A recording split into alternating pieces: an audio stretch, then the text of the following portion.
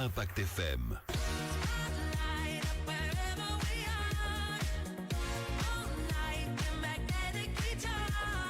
Impact FM, la radio qui nous rassemble tous les jours. C'est une bonne nouvelle, c'est déjà ça. Bonjour à toutes, bonjour à tous. Très heureux de vous retrouver sur Impact FM au niveau du son, Impact News au niveau de l'image et du son. On est beau, enfin je le pense, on est presque beau. Toujours est-il, il fait beau aujourd'hui. On est très heureux de vous retrouver aujourd'hui en direct. Le sujet aujourd'hui, ce sera l'Orica. Et on a beaucoup de chance aujourd'hui. On reçoit Marie-France Giroul. Marie-France, bonjour. On a de l'humour, de l'information, du positivisme, le positivisme des entreprises dans notre magnifique région. C'est ici que ça se passe, un mardi sur deux, de 8h35 à 9h en direct. Alors Marie-France, bon, on a de bonnes nouvelles à annoncer, parce que d'abord, la première chose, c'est qu'on va vous inviter à aller manger un petit morceau dans ton restaurant, pas n'importe lequel, les Dourago, la Glaise. Alors, vous allez prendre une note et vous prenez une feuille A4 parce qu'aujourd'hui, ça va être un petit peu plus recherché. Vous prenez un numéro de téléphone, vous notez le numéro de téléphone 080 33 78 00. Évidemment, vous n'appelez qu'à la fin de l'émission. N'allez pas trop vite quand même. Attendez quand même la question en fin de séquence et vous allez gagner donc 2 fois un couvert, les Dourago à la Glaise. Donc, je répète, 080 33 78 00. Vous prenez une feuille A4. Je vais donner quelques chiffres. Il y en aura quand même pas mal aujourd'hui. Et puis, bon, faites l'émission, je poserai la question. Vous donnez le bon chiffre à notre très cher Patrick qui est déjà prêt, il est là derrière. Il est chaud comme une baraque à frites. Et quand je dis le terme, on s'y rapproche pour vous annoncer peut-être la bonne nouvelle. Alors, bonne nouvelle, je vais déjà commencer au niveau de l'emploi parce qu'évidemment, c'est très très important. Bonne nouvelle au niveau région Liège Airport, dont 12 000 emplois liés à Liège Airport. La semaine dernière, les dirigeants de Liège Airport ont présenté le service d'études de géographie économique fondamentale et appliquée CGFA sera plus facile de l'Université de Liège. Selon le CGFA, l'aéroport de Bierzet comptait 143 entreprises en 2024. Ça signifiait quand même 5045 emplois directs, 3400 indirects. C'est quand même pas rien. Au total, Liège Airport soutenait donc 11 735 emplois en 2024. C'est une belle évolution par rapport à l'étude de 2021 qui évoquait 10 960 postes de travail. Donc dans le détail, la CGFA épingle 84% des emplois directs sont occupés par des travailleurs domiciliés en province de Liège. Ça, c'est une bonne nouvelle. 96% sont donc des CDI, 88% sont des entreprises privées. 12 600, c'est l'objectif 2025. Moi, je trouve que ça, c'est une très très bonne nouvelle. C'est du régional. C'est des personnes qui ont leur job à 10 km de leur boulot. Donc, c'est une bonne chose. Marie-France. Oui. Comment ça va ? Très bien.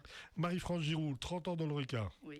On a encore des projets dans les cartons. Tout à fait. Ma question, je suis désolé, vous êtes malade ? Un petit peu. Il faut le croire. Oui. Quand on a 30 ans dans l'Orica, d'abord c'est un secteur archi compliqué. Oh d'accord, votre 30 ans, moi je pense qu'on peut applaudir. Et malgré tout, il y a encore des idées nouvelles qui pourraient débarquer. Alors on va en parler parce que j'ai deux, trois notes et j'en ai quelques-unes même au niveau de ton restaurant qui s'appelle des Dourago. Alors, mais il y a la communication frites côte. Alors frites côte, c'est un peu la signification bruxellaire de la friterie. Pourquoi frites côte en fait ? Ça vient d'où et pourquoi ? Et les Dourago, ça vient d'où ? Les Dourago, c'est une petite note comique au ragot d'un village. Voilà, d'accord, c'est un petit village, la Glaise. Donc on radote beaucoup, on ragote beaucoup. D'accord. Et la frite côte, voilà, je suis aussi originaire de Louvain, Leuven, donc... Voilà. Bien, voilà l'origine. Voilà l'origine. Alors, les friteries. Alors, mon cher Patrick, vous êtes un fan des friteries ? J'aime bien. Vous êtes un fan. Oui. Bon, je vous pose une question. Donc, à partir de maintenant, les amis, le concours démarre. Alors, la première question, je pose la question à Marie-France, à Patrick. À votre avis, combien... D'abord, on va commencer par cela. De boulangeries avons-nous en Belgique ? Plus ou moins, de boulangeries. Voilà, c'est toujours l'école, vos questions. Non, combien de boulangeries ? Il y en a moins qu'avant. 3 000, 4 000, 5 000 Moi, j'irais jusqu'à 1800, moi. Mais 1800, c'est pas beaucoup si on divise par le nombre de communes. Ouais. Sachez quand même qu'on a 565 communes en Belgique. Hein. Bon, alors 1800. J'ai à ma droite combien de boulangeries ? 2128. Bravo, 2128. Si on les compare au nombre de friteries. Ouais. Alors, les friteries en Belgique, combien ? Il y a plus de friteries que de boulangeries. Non. Mince. Marie-France, nombre de friteries en Belgique. Il y en a moins ? 1890. Alors là, je vous ai épaté. Alors, les boulangeries en Belgique, sur nos 565 communes, il y en a 6200. Oula. Ah, là, c'est pas oui, mais en deuxième position, on a les friteries. Ah, c'est quand même pas mal. Alors, les friteries, 4650 friteries. Imaginez un petit peu, je n'ai pas eu le temps de le faire, mais 4650 divisé par 565, un nombre de communes, sacrée implantation. Hein? Oui. Donc voilà, 4650 friteries. Donc il faut savoir que la friterie, ça fait partie, donc c'est partie intégrante du patrimoine culturel immatériel de la Fédération Wallonie-Bruxelles. On ne touche pas à nos frites, hein, ça c'est important. Les frites, c'est la même puissance que les pizzas peut-être, ainsi de suite. Donc quand même 4650 friteries. Alors là, je donne ici quelques informations. Source Sylvia Marteleur, autant dire c'est fiable.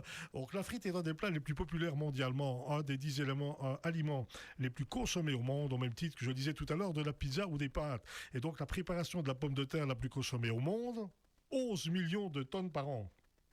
C'est quand même incontournable, c'est une bonne nouvelle. Or, la Belgique, c'est le plus gros exportateur mondial ou le pays où l'on consomme le plus, 16 kilos par an et par habitant. 16 kilos par an. Patrick, t'en es responsable de combien, toi 1,5 kg, 2 kilos 16 par an. Donc, soit, accrochez-vous bien, 72 portions de 220 grammes sur les 365 jours. Vous le saviez, Marie-France, plus ou moins? Oui, chez moi, c'est plus. 16 kilos par an, c'est quand même pas, c'est quand même pas rien. Alors, le poids, il faut quand même le savoir, parce que bon, en accompagnement, les frites, c'est 150 à 200 grammes par adulte. En plat principal, 220 à 300 grammes.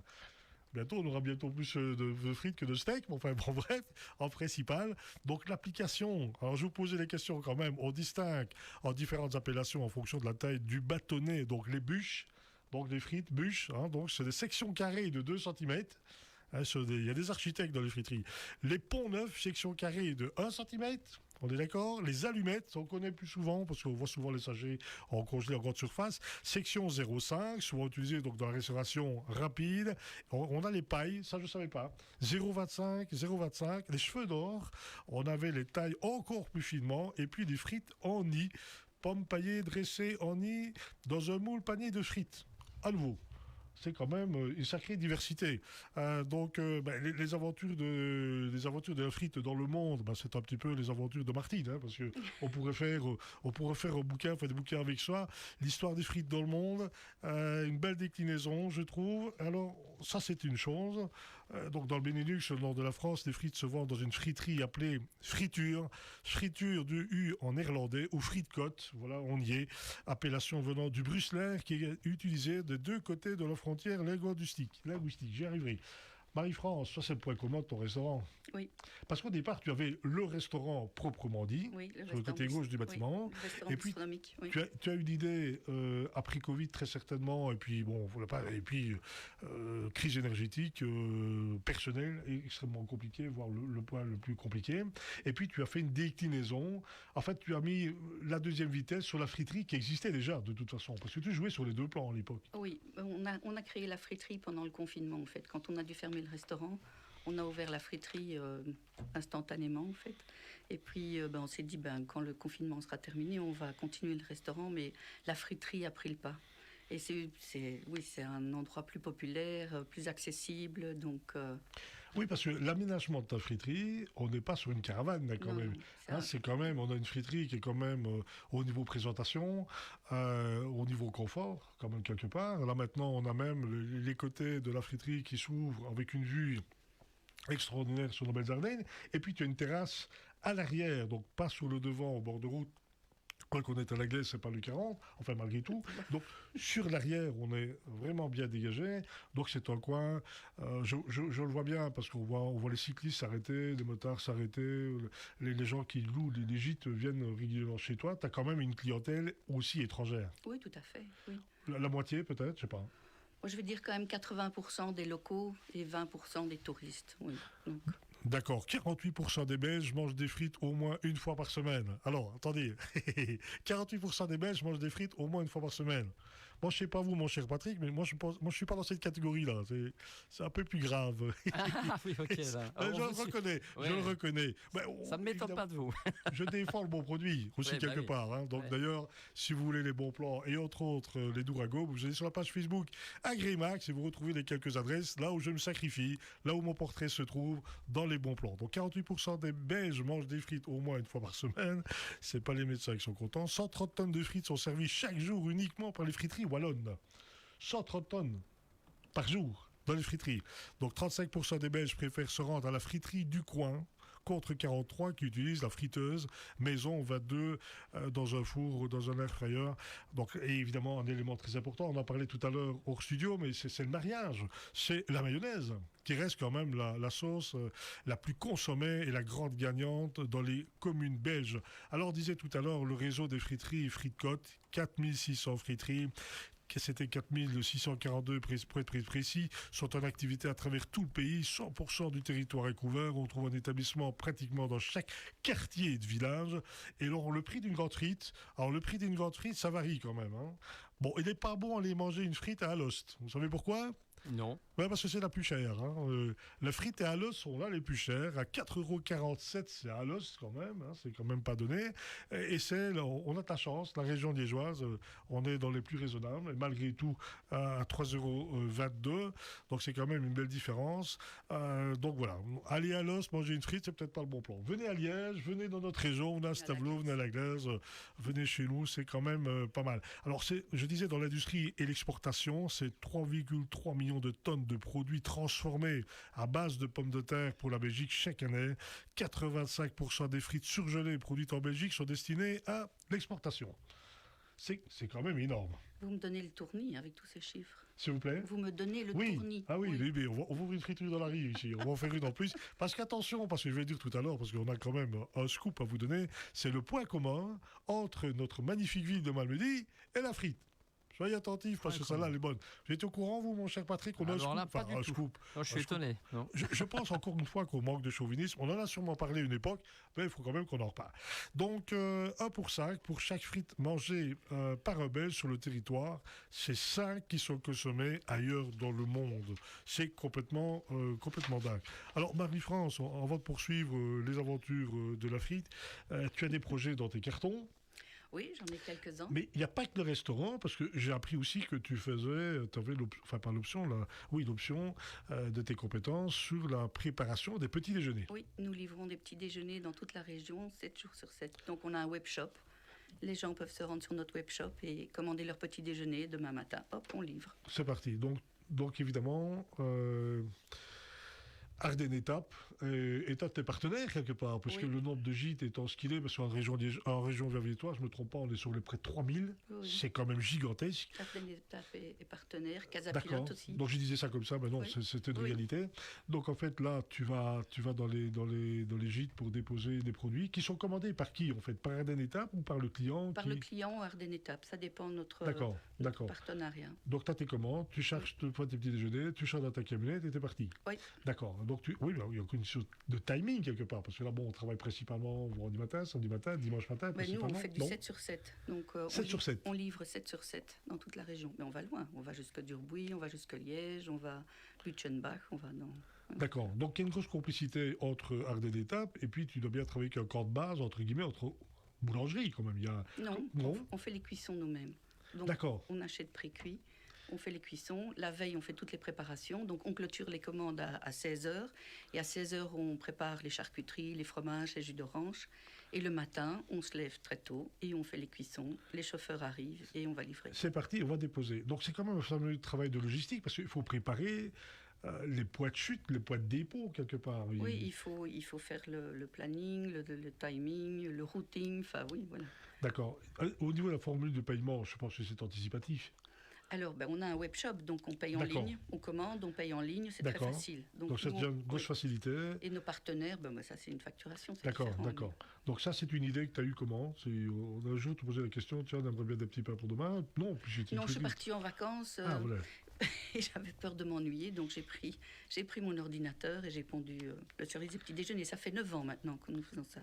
D'accord, ça qu'on ne pouvait pas imaginer en fait. Et donc c'est un roulement qui devient de plus en plus important. Tu sens qu'il y a une croissance au niveau de la demande?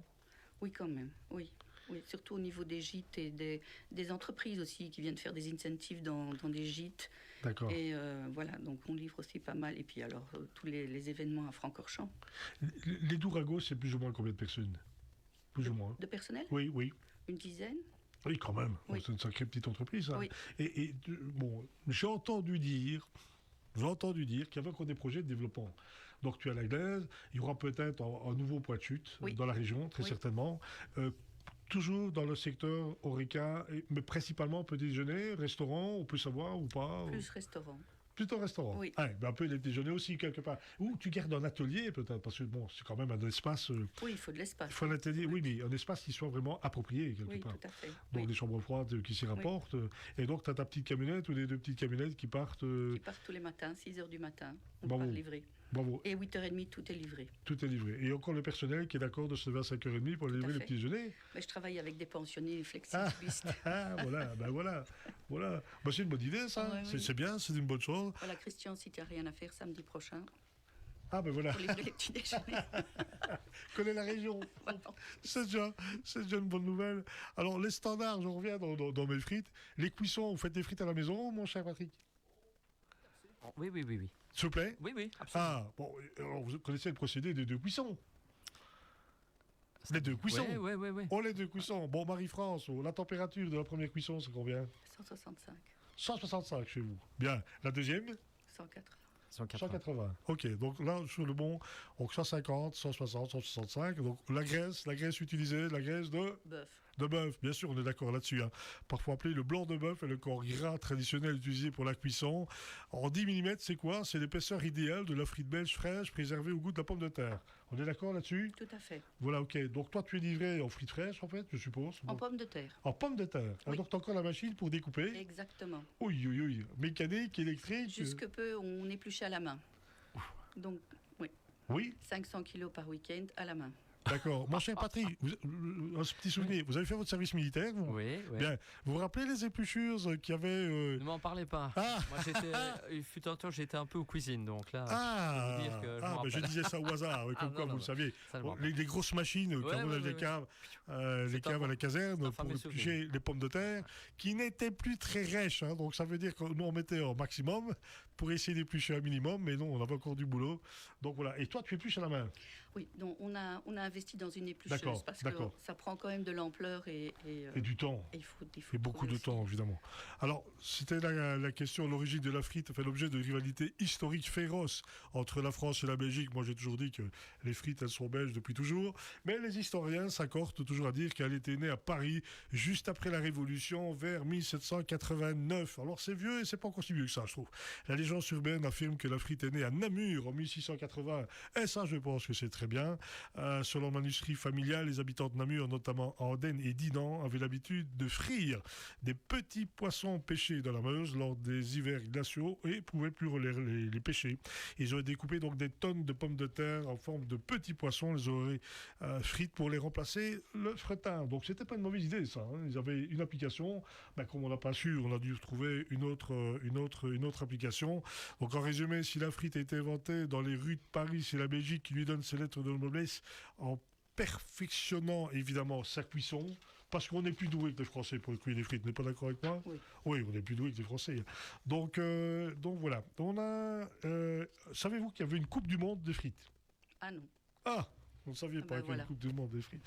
Alors, bon, on va d'abord vous dire l'histoire de Malmedy. Alors, Malmedy, c'est ici, mesdames et messieurs, à Malmedy, bon, pour les plus anciens, mais bon, je rappelle, le plus grand cornet de frites a été réalisé à Malmedy. Sortez les tambours, les trompettes et les feux du roi. C'est quand même pas mal, province de Liège évidemment, mais ce cornet géant mesurait 3,40 m de haut.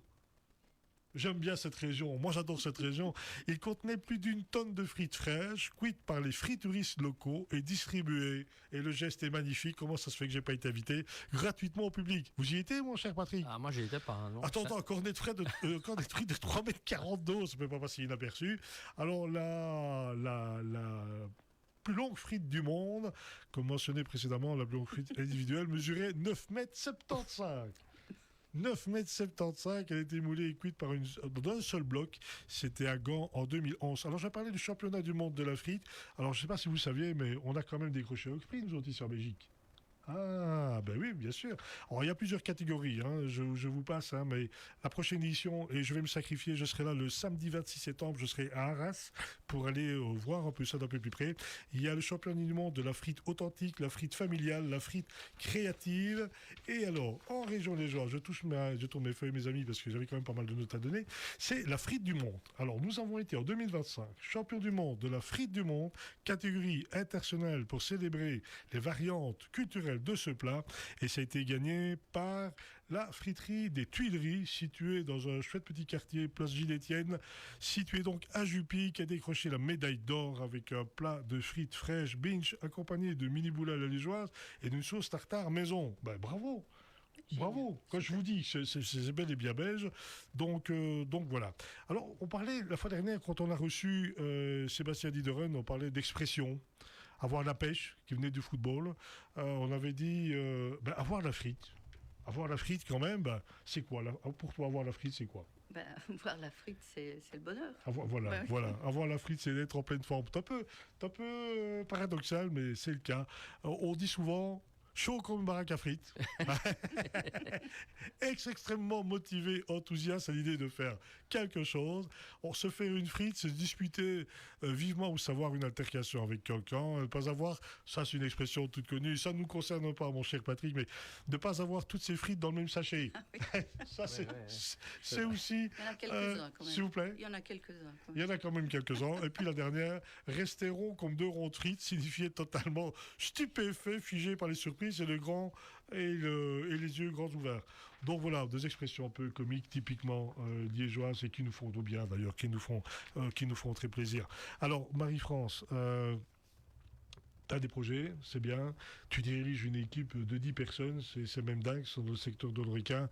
Ça fait 30 ans que tu es dedans, mais tu n'as pas débarqué dans l'ORECA par hasard quand même. Tu étais dans un autre univers précédemment? Oui, j'étais tout à fait dans un autre univers. J'étais dans les cosmétiques et les parfums, à l'aéroport de Zaventem. C'est l'odeur des frites ou je sais pas? Non, c'était en fait un coup de tête, une idée qui est passée par la tête et un bâtiment qui s'y prêtait. Et j'ai pas commencé au Dourago, hein, j'ai commencé oui, bien sûr.